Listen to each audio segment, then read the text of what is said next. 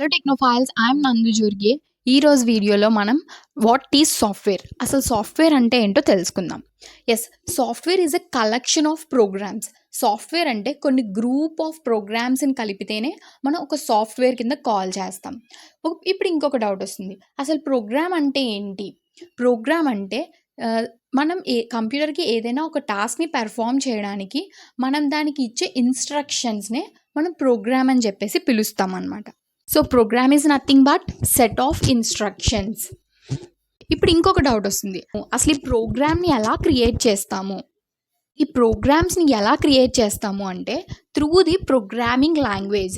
అంటే లైక్ ఇప్పుడు మనం ఎవరితోనైనా కమ్యూనికేట్ చేయాలి అంటే మనం లాంగ్వేజ్ని యూజ్ చేస్తాం. లైక్ తెలుగు, హిందీ, ఇంగ్లీష్, కన్నడ లాంటి లాంగ్వేజెస్ని యూజ్ చేస్తాం.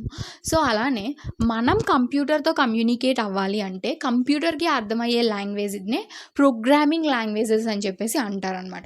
సో ఆ ప్రోగ్రామింగ్ లాంగ్వేజెస్ని యూజ్ చేసి మనం కంప్యూటర్తో కమ్యూనికేట్ చేయాలి.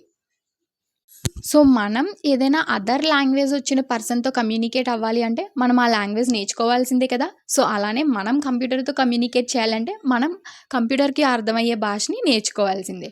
సో మనం ఈ ట్యుటోరియల్స్లో జావా ప్రోగ్రామింగ్ లాంగ్వేజ్ని నేర్చుకోబోతున్నాం.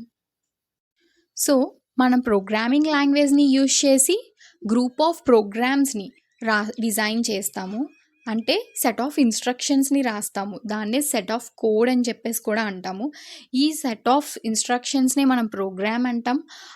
అలాంటి ప్రోగ్రామ్స్ కొన్ని హండ్రెడ్స్ ఆర్ టెన్స్లో రాస్తే ఆ గ్రూప్ ఆఫ్ ప్రోగ్రామ్స్ని మనం ఒక సాఫ్ట్వేర్ అని చెప్పేసి కాల్ చేస్తాం.